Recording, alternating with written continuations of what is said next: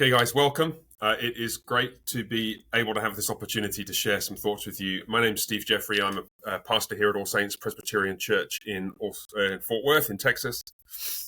I'm here with my two friends, Rob Hadding and Yuri Brito, who I'll get to introduce themselves in a moment. This video is made particularly for those who've expressed interest in the CREC Hotspot project, who are members of the Google group that's been set up for people who've expressed interest in that. I'm conscious that other people may find themselves watching it, but that's not a problem. Just be aware that we'll be talking about things that may be completely unfamiliar to you. And if you want to get familiar with them, then I suggest you go to allsaintskirk.com/hotspot. allsaintskirk.com/hotspot. I'll put that link in the description of this video so you can find it. That will explain a little bit more about what we're talking about. Our goal today is to respond to some of the questions that people have asked on the Google group. And I want to say first up, I'm impressed, encouraged, thankful to God, thankful to you guys for the enthusiasm that you've expressed, the zeal that you've expressed, the desire that you have to see a CREC church in your community. I know that for the vast majority of you, you are already blessed with membership of a great church. And we want to do everything we can to honor those churches, not CREC churches, but churches for which we thank God, members of the body of Christ, brothers and sisters whom we love. Yet at the same time, you can tell from my accent that I moved my family 5,000 miles across the pond to come to a CREC church. And I am persuaded that the Lord has blessed us here with some aspects of our culture and our worship and our piety, which has something to contribute to the broader church. Let's put it like that. So while we remain thankful for the churches of which we're a part, we unashamedly want to encourage church planting by people who want to see a CREC church in their local community, because there are too many people who like that and don't have access to one. And so we do so with gratitude to God for the other churches that we come from, but with gratitude to God also for what He's, in His kindness, shown to us in this small corner of Christendom. And it's our goal today just to try to give you some thoughts about how best to approach some of the questions that you've asked about how best to establish or begin to establish CREC churches in those contexts. We'll come to those specific questions in a moment. First up, I'm going to give my friends Yuri Brito and Rob Hadding a chance to introduce themselves and to, in Rob's case particularly, to talk about the connection that he's had with the Hotspot project from the beginning. So Rob, why don't you go first? Sure. Rob Hadding, I'm a pastor of Covenant Reformed Church in Sulphur, Louisiana. I've been in the ministry for 20 some years and became pretty excited about the opportunities for church planting several years ago when we saw that there was a growing interest in what we were doing and trying to figure out ways to organize and coordinate church planting efforts. The Hotspot project kind of grew out of a different project that we had started, and it became this, which was really the brainchild of Pastor Jeffrey when he started putting his expertise to work and figuring out how we can use this to do what we're currently doing, which is to figure out ways to connect different people who are interested in CREC. We're very excited about the opportunities for growth in the CREC, particularly with new churches, and we're kind of smelling our way forward to figure out the best ways to help churches do that. Great. Thanks, Rob. Yuri. Yeah, very good. I'm Yuri Brito, the presiding minister of council of the CREC, and I get the privilege of representing the denomination in all over the country and the world. And it's been a joy to travel probably over 45 CREC churches in the last 17 years that I've been in the CREC. And I think the kinds of questions we're asking today are questions that we never pondered contemplating even 10 years ago. Our denomination was quite small. But as we've seen this sort of proliferation that in some ways began in COVID, but it continues. By the way, the assessment that the CREC has grown primarily through COVID is true only in the sense that much of our growth has continued probably in more accelerated fashion after COVID than anything else. I think COVID was a realization that our liturgical muscles were flexing pretty darn well through that season. But afterwards, our churches are stable, and the number of requests that I get on a regular basis on questions pertaining to church planting and where can I move to have just tripled even in the last 3 years. And so the Hotspot project is an attempt to add a little bit of harmony to all these requests and put them all in one page so we can all be together in the same page. And that's my excitement about this prospect here and the things that are to come. All right. Thank you. Okay, well, let me just kick off with two observations. The first is just to restate what I said before, and I cannot emphasize this enough. I've said this in the email that I sent on Monday, the 9th of June, and I said it at the beginning of just this conversation here. Don't break anything. Please, please, please don't break anything. At All Saints, I'll tell you what we do. At All Saints, when we have new members who apply, who start coming to us and they want to join, we always get in touch with the church of which they were previously members, or if they didn't have a formal membership program where they previously worshiped. And about 10% of the time, we send people back there to clear up the mess they made on the way out, because we can't have people joining our church and in the process breaking their membership vows to pursue holiness in all things and peace with all men. We are not coterminous with the body of Christ in the CREC. And if that's the conviction that we hold as pastors of churches that are already existing, how much more should it be the case when a new church is being formed and necessarily, therefore, drawing people from a range of different churches all at once to form a new community, a new Christian community? So please, there's literally nothing gained by anything short of the most irenic, gracious, grateful, positive Christ-like spirit to the churches of which you're currently members. It may well be that they have many things wrong with them. Okay, it might actually be the case there are significant shortcomings. It may even be in the most extreme cases that you've suffered in ways which you attribute to pastoral mishandling. That's rare, but it's even if we grant that possibility in 1 or 2% of cases, the vast majority of instances that's not the case, and even when it is, there's still nothing to be gained by putting the boot in on the way out the door. And frankly, it will just make it more difficult and less likely that any CREC ministry will get off the ground. So that's the first thing I want to say. Please, please, please, don't break anything. Second thing I want to say is church planting is extremely difficult. About half of church plants, according to the best stats that I've come across, don't make it through the first year. And that doesn't tell you anything about the churches that never get started, because people want to, quote unquote, see a CREC church or see a whatever church in their community, but frankly don't have what it takes to get one started.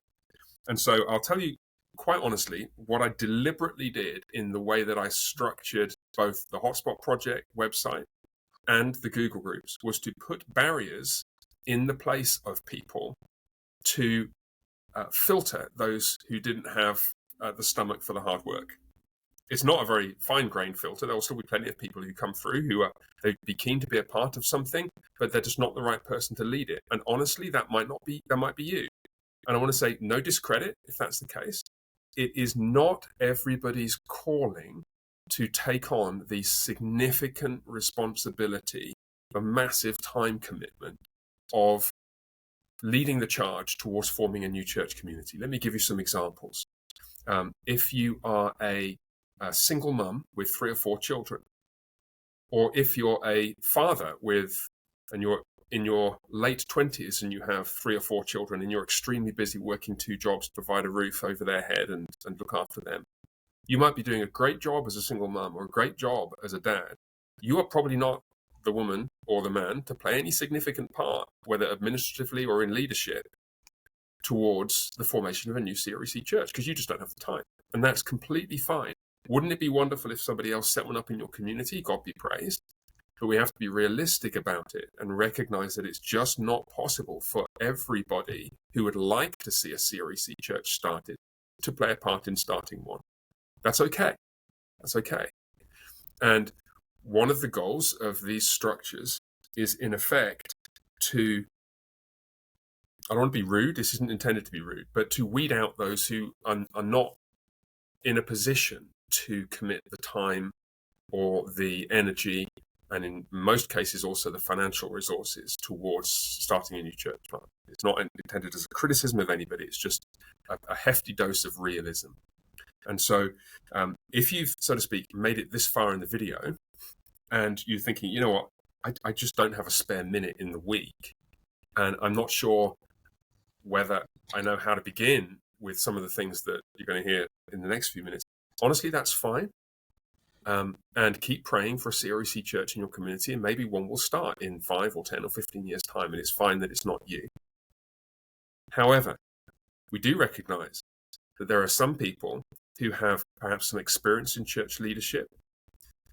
Perhaps you are blessed with the gifts of administration, the Christian maturity, the wisdom, the tenacity, the energy, perhaps time and financial resources as well, perhaps some expertise in organizing people, leading projects, social media, all those kinds of things. All the elements that go into forming a new church plant. And if that's you, then perhaps you'll find some of the advice and counsel that we give in the rest of this video helpful as we try and work through some of the specific questions and also give some general guidance about how to go about this. Let me press pause at that point. Yuri and Rob, is there anything you want to add as footnotes to those initial comments? I don't have anything to add. I think that's great counsel. But then we insert the but. If you are ready, if you are the guy, here we go. Right? Yeah. Yuri. No, I think that's a series of legitimate observations that I think everyone should take heed. And I think every situation is going to be very unique. You know, I just got back from visiting our CREC churches in Philippines and Japan, and there are unique needs in every situation. And so just be aware that this, in many ways, and I don't want to be, offensive at any level here, but in some ways, church planting is not only a young person's game in some ways, but it's the kind of game that somebody has a level of life stability needs to embrace. And so if your reputation is of someone who has been in 4 churches in the last 5 years, you are not that guy. And so all these things need to be carefully considered, because what you want to see happening is that when the phrase, or when the sentence, a CREC church is coming to a town near you, is uttered, there ought to be smiles among at least 80% of the Reformed churches in town. And I think it's a very important reputation that we need to build. I think by and large that is happening. We need to be very careful, especially in this season of explosive growth. All right. Let me make a suggestion then. I want to sketch a couple of different pictures. We'll start this with one picture of how a CREC church might form in the kinds of communities that I think are represented by most of the people who have contributed to the Google group so far. Here's what I have in mind. We've got 1 or 2 or 3 families in a particular local area within, let's say, an hour's drive of each other who would like to see a CREC church. They're currently in other churches, maybe more than one other church between them, and they have a shared love for all things Theopolitan and cross-politic. They've all read the same books, and they've encountered each other on this Google group or in some other way. What should they do? Let me sketch a suggestion, and then guys, tell me what you think about this. You might consider just getting together one Sunday afternoon. Just drive to whoever's home is the least non-central, the easiest to get to, and just get together, do a potluck, just hang out, get to know each other, eat some food, pray together, sing a psalm or two, exchange phone numbers, and go home. How does that sound, Yuri? That's a great introductory way of approaching this potentiality, right? Yeah. It's a potentiality. It may be that the best thing for you and your family right now is the stability of a congregation that's been in existence for some time, whether it be a PCA church, OPC church, or a Reformed Baptist church, or whatever. That may be the best. And sometimes meeting families, what it can do, it can accentuate and speed your desire to see something happening sometime yesterday.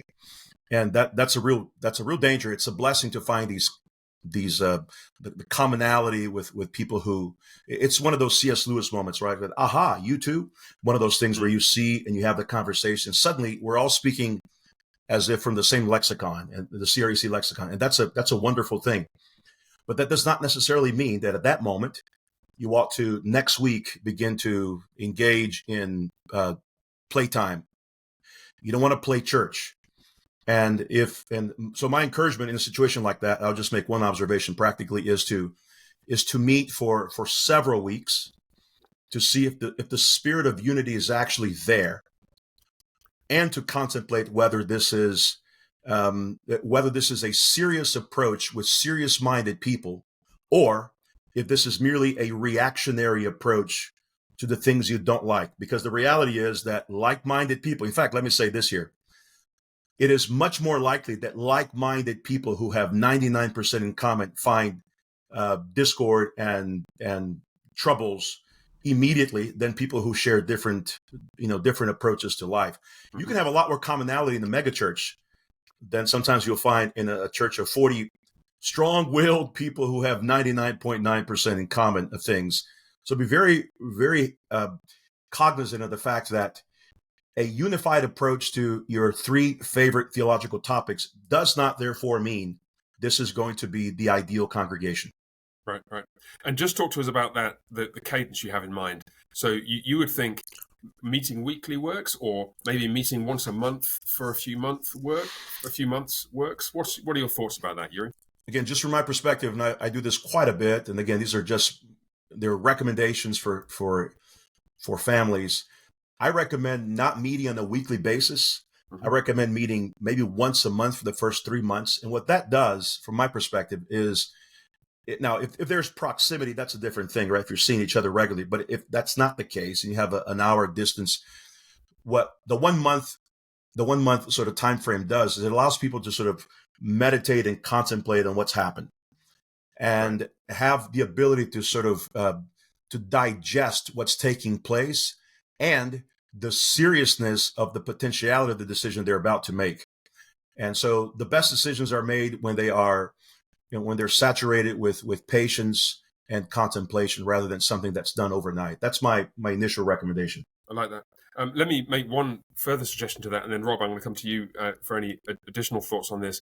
During that period, if you met once a month for 3 months, and then maybe extend that to 6 months, that does give you an opportunity to start at least exploring the possibility of adding to that initial number. So, for example, let's suppose you've got a bunch of friends at your local homeschool co-op or your classical conversations group, or you've got a bunch of friends that you hang out with in the gym, or whatever it is, whatever context where you are. It may be that if you said, hey, we've got a bunch of people, we're meeting once a month just for fellowship and sing some psalms, and we're thinking about the possibility of a new church plant, it might be that you elicit interest from them. Now, a couple of cautions. I would be careful to be clear what it is you have in mind. Let's remember the 2 Corinthians 4, set forth the truth plainly. Don't try and hook people in and then tell them what you're really all about. Try and be as open as you can and transparent, whilst at the same time walking that fine line and not, frankly, being a sheep stealer. But if you, just broadly, if you discern that there are people in your acquaintance who you think might also be blessed by the kind of initiative that you have in mind, by all means, encourage them to come and join you and see what happens. Rob, give us your thoughts about this. Yeah, so I was going to say pretty much what you just said, Steve. My grandfather, I used to go hunting mushrooms with my grandfather. We go out in the woods, and he had a thing, where there's one, there's two. And we'll probably be surprised at the number of people that you find who are consuming the same material that you are, reading the same books, particularly like in a classical conversation setting, or if you've got people who are theologically aware. These kinds of things are not hidden in the Reformed world at any rate. They're pretty much out there. So I think you don't want to work your hardest to get a big crowd as early as possible, but seeing how many fellow travelers there are is a pretty good indicator of whether you have a shot at this. And what that does is a couple of things. Number one, it may be a two-edged sword, but it keeps three primary families from being the drivers of the thing, and they own the church from that point forward. So having more voices, getting more input, I think is a really good idea. And then also, while you're at it, if there is a possibility of, once you've had a few months of doing this, finding out if there's a CREC church, or you probably already know this, but if you know somebody in the CREC who can, a pastor or an elder who can guide the process early on, that will help you from stepping on a lot of landmines or falling in some ditches. Yeah, let me add a couple of thoughts to that, just to underscore that point. The CREC does have a constitution and a book of procedure, and we do have rules that we follow, and so on and so forth. But what I've noticed over the years is that to a very great extent, the way things actually function within the CREC is very heavily relational.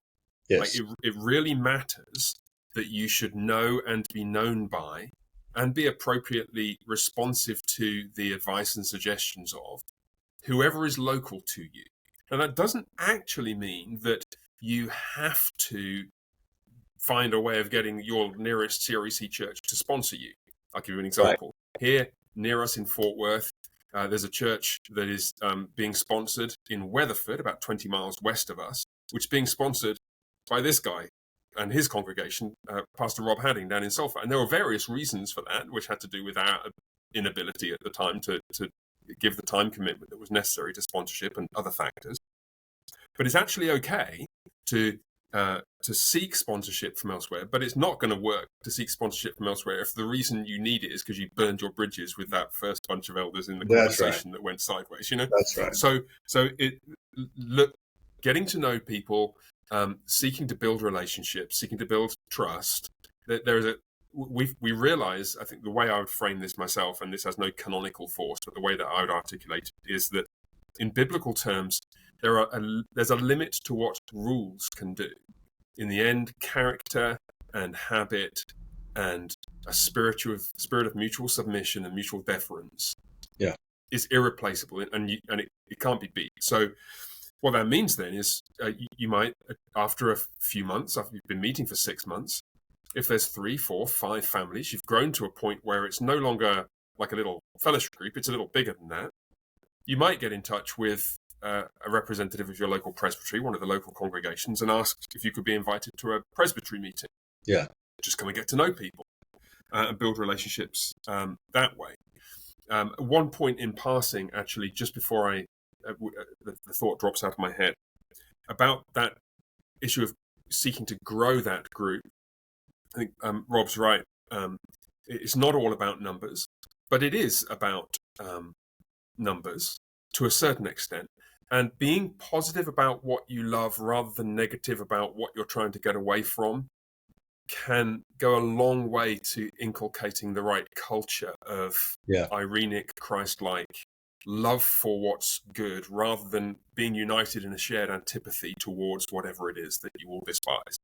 Yeah. So it's just an additional thought there. Yuri, on that subject of dangers and things to avoid, is there anything you want to throw in at this point about what can go wrong? Well, for those who may be interested, I just did a series of lectures in Moscow, Idaho, a month or two ago on the culture and the culture of the CREC. And so those lectures are available, 4 lectures there on the Trinity Reform website. But I think that I have sort of 3 pillars that I always talk through when I'm doing lectures on the CREC and congregation, which is culture, theology, and liturgy. And those 3 categories are important. And there's also a chronology to those categories that I think are very important as well. That means that if there isn't a particular, if a potential church is united on the basis of their theological and liturgical convictions, while the cultural element is set aside, that is a recipe for failure. And so what I would encourage is good fellowship, children playing with children, have these families come together, because you have to realize that when you're gathering, think about this, the first meeting that you're going to have with these 2 families may be the first of thousands that you'll have with them. And it may be the genesis, the blossoming of future marriages within that living room there. There's a lot at stake. And so it's very important for you to give it time for these relationships to blossom and to see whether you handle the differences well. And so establishing a culture is very significant because a church is always a reflection of their pastor. If the pastor is absent, a church is going to be a reflection of the families that are leading that endeavor. And so if you have three families, as you mentioned, Steve, if these 3 to 4 families are united on the basis of what they despise about their local PCA churches, I guarantee you there is a very unique set. There's a time of death already pre-established for that gathering there. Yeah. Because what's going to happen is when new families join, they're going to have to fit the mold, the ethos of negativity in that narrative that's already been established. And people can only feed off reactionaryism for only a certain period of time. And so my only encouragement is at this stage, build a strong culture of fellowship, of hospitality, of psalm singing. And instead of delving immediately into, your favorite Paedo Communion book, delve immediately into one of my favorite books by Steve Wilkins, Face-to-Face Meditations on the Hospitality and Friendship. Or a couple of guys that wrote a book on hospitality through the Theophilus Athanasius Press as well. So I would focus on the cultural element first before delving into the nuances of our theological, liturgical distinctions, because the culture will establish the ease through which theology and liturgy will be communicated in the congregation. Okay. Let me raise a couple of other questions then, because one of these is still on the subject of the process of growth and building this community. The other is one of the most thorny questions I think which you're going to encounter. On the former, there is a time for going a little more public. If you've been meeting for a number of months and you've been open with each other about your desire to form a church, maybe it's a time for a Facebook group for the boomers or whatever else it is that those young folks do these days. I can even imagine a situation in which you might say, get in touch with one of the three of us or somebody else in the CREC local to you and say, hey, look, we'd like to have a vision setting day. We'd like to have a Saturday morning conference. We'd like to have an evening event to which we can invite our friends. Can somebody come and share with us and our friends the vision for church life and culture in the CREC? Don't be afraid to get in touch with us and ask for that kind of input. And even if we're not able to fly to northern Montana or southern Florida ourselves, we can probably point somebody in your direction who can. I would caution you, don't get ahead of yourselves.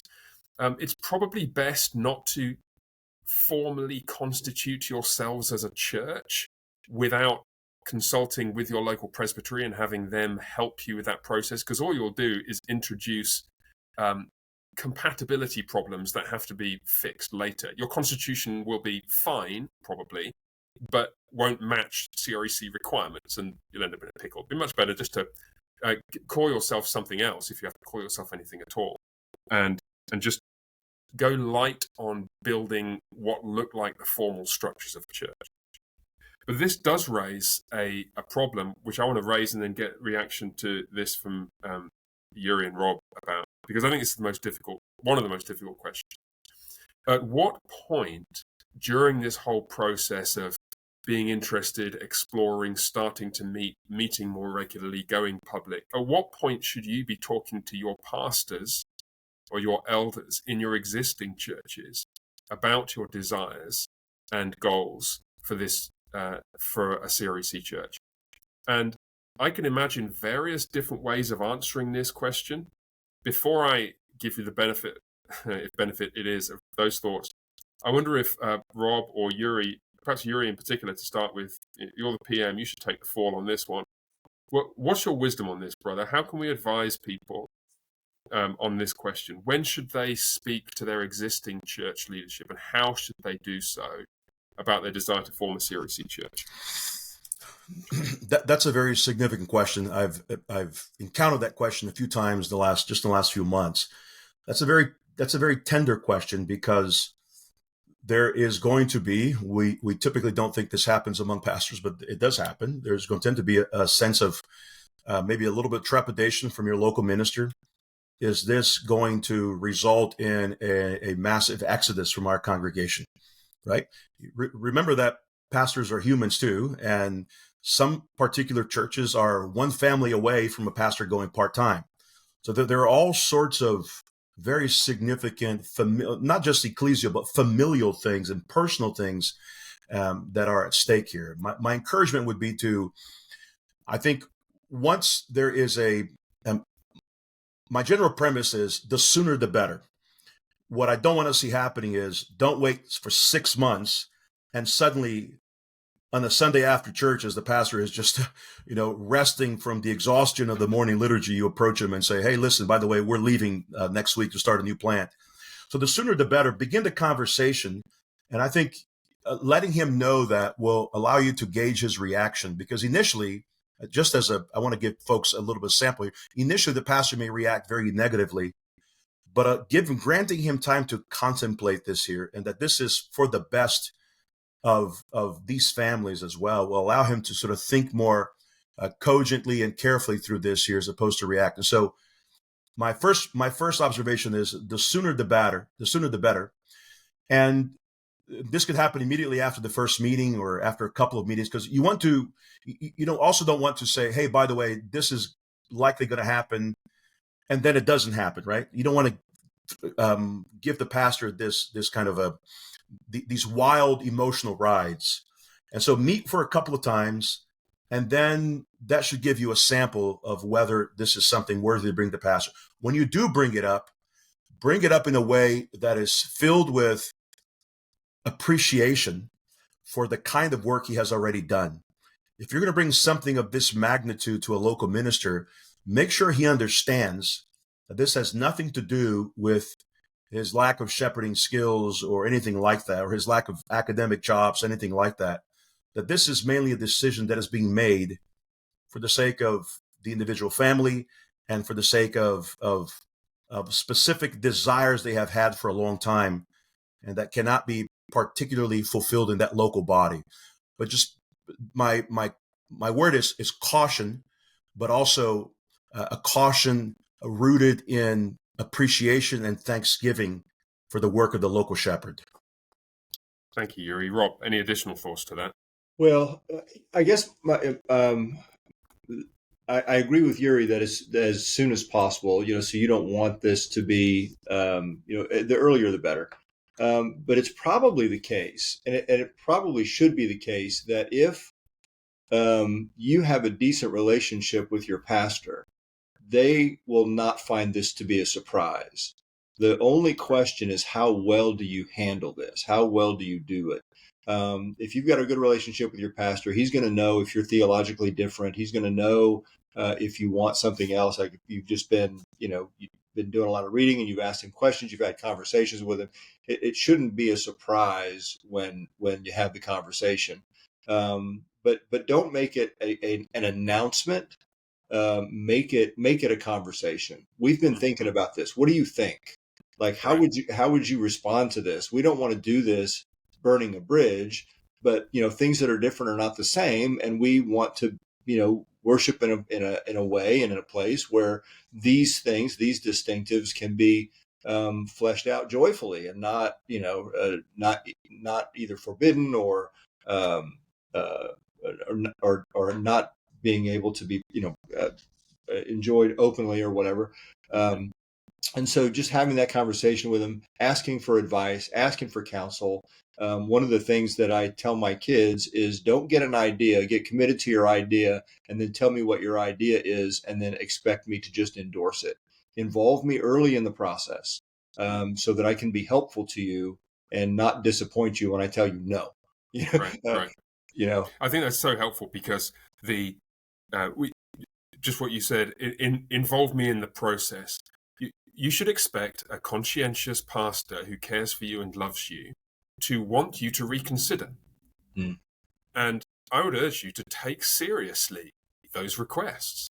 If your pastor says, well, look, I think you're making a grave mistake embracing Paedo Communion or Paedo Baptist theology or postmillennialism, and I'd like you to read this dispensationalist tract, or I'd like you to read this book by Jewett on baptism. You should read that book by Jewett on baptism. Yes. Because your pastor has asked you to do so. That's right. We have had one or two occasions here at All Saints where people have come from places where their former pastor asked them to read something. And when I've spoken to that pastor, it's turned out that they didn't really take that seriously. And that's, well, I tell you, as the pastor of the church to which they're moving, that concerns me, because I think, well, if you didn't take his requests seriously in the past, what are you going to do when I ask you to consider something? Yeah. I'd also say, and this is, again, echoing aspects of what Rob and Yuri have already said, is ask your pastor how he would like you to approach this situation.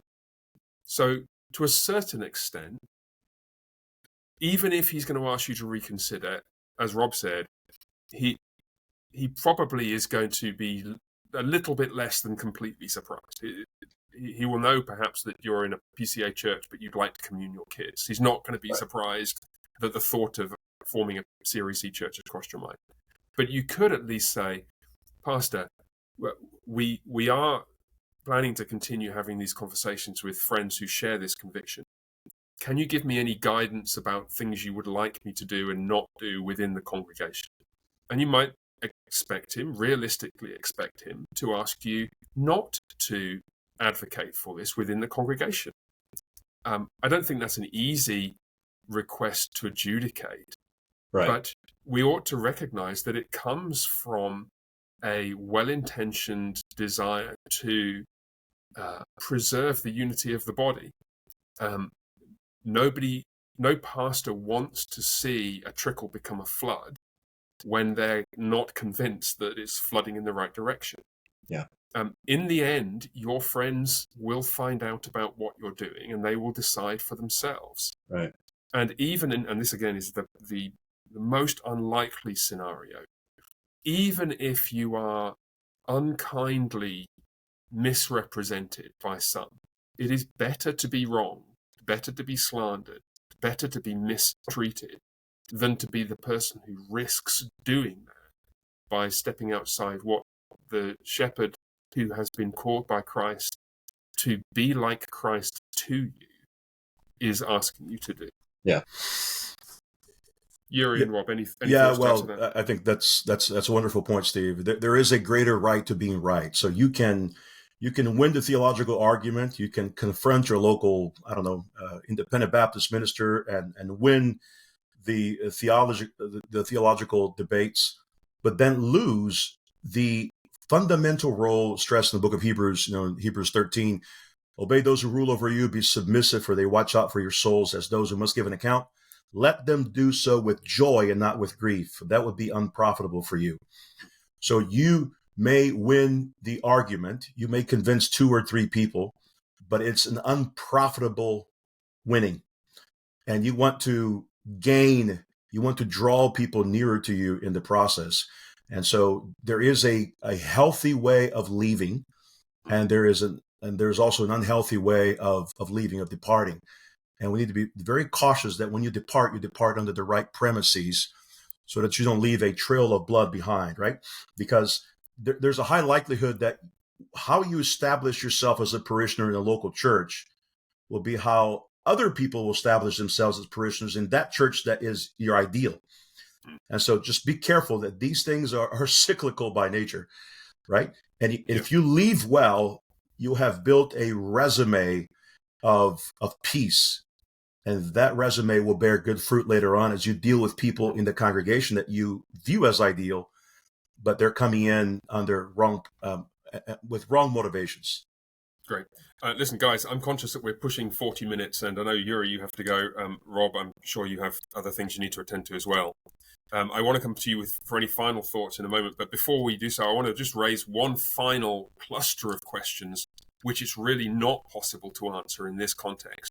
And it's the cluster of questions that comes from one of our correspondents on the Hotspot Google group. I won't tell you who it is, but those of you on the group know. The message was sent on the 17th of June at 11:55 Central.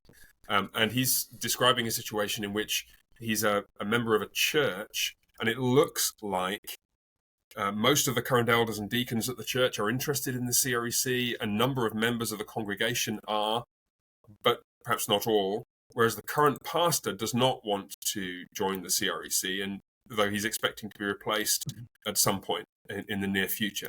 Okay, this is in one sense, it's a glorious situation. It's a wonderful situation, but it requires extremely careful handling. And though you may be able to derive some helpful principles from some of the things that Yuri and Rob and I have sought to share with you, there's going to be an awful lot going on here. There's an awful lot that could go right. This could be a wonderful opportunity for a congregation patiently and graciously to make a transition to a situation denominationally where they're able to embrace what I think and what we think here in the CREC allows for theological maturation in some really fruitful ways. Yeah. It could also be a way to break lifelong friendships, turn one viable church into two non-viable home groups, discredit the gospel, discredit both denominations, discredit yourselves on the last day. And the way to avoid that is the first and second great commandments, and to seek counsel from the presbytery in which you're located. Yes. Rob and Yuri, do you want to just add to that or underscore anything that I've said there, or add anything else in closing? My counsel there is don't get in a hurry. If you try to get in a hurry, that's where you make mistakes. And my own personal inclination is to hurry. See the hill, take the hill. Let's just move. None of us think like that, Rob. We're all really patient people. But operate with the mindset that it takes 10 years to be an overnight success. There's a lot of work that goes on back here before the thing actually reaches success. Being mindful, I've heard this from several people, but you don't want to win the argument. You want to win the man. Make sure that you're doing everything that you can to, like you say, Steve, not break things, but build things on your way out, or as things are in transition, and be prepared for things to be difficult. Be prepared for things to not go in the way that you want them to go, or at the pace that you want them to go. Be content with God's timing, but move at intentional speed, but don't try to force things. Mm-hmm. Yuri.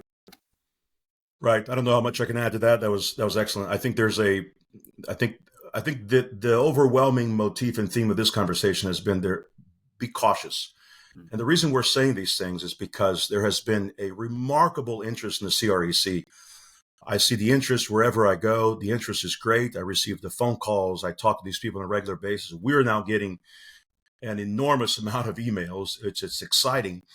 But we're adding the caution here for those who are listening. We're adding the caution because it's pastorally wise for you to be cautious and to be patient and to exercise the fruit of the Spirit in this process.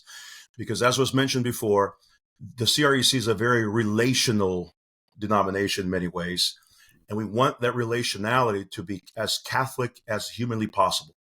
We want to establish good examples in towns. And we don't want to arrive in a town and realize that the reputation of CREC is one of division and pugilism. We want to establish good principles. And so probably the greatest fruit here to exercise is the fruit of patience. It's long suffering here, realizing that there are many humans involved. And we want to be sure that what we leave behind, if we end up forming a different congregation, are a group of people who are saddened by our departure, not thrilled that we have departed. And right. Those are two distinct reactions. Yeah. I'm reminded in closing of a phrase that I picked up from an old friend of mine, David Field, who used to be an elder at the church I pastored in London. He used to speak of post-millennial spirituality. We are accustomed to hearing of post-millennial theology, that is the theology of long-term victory of the gospel in history. In David's framing, post-mill spirituality is the temperamental and pietistic, in the right sense, correlate of that. we're winning. Jesus has won the battle, and we are in the mopping up operations, and the kingdom is expanding and will expand until the earth is filled with the glory of God as the knowledge of the glory of God as the waters cover the sea. So we can afford to chill. Mm-hmm. We can afford to take a year or two to build slowly and steadily something that has a chance of lasting, rather than throwing up some kind of ecclesiastical prefab monstrosity that falls down in the first wind that blows past. So take your time, keep in touch, keep talking to each other, don't despise the day of small things, and get in touch with whoever is local to you. Don't hesitate also to keep conversations alive on the Hotspot Google groups. We'll try and respond as best we can. And if we're able to come out and serve you in any way, we will try to do so. Guys, thank you for taking the time out of what I know are busy schedules for you both to serve these folks. On behalf of all of us, to those of you who've watched to the end, God bless. Bye for now.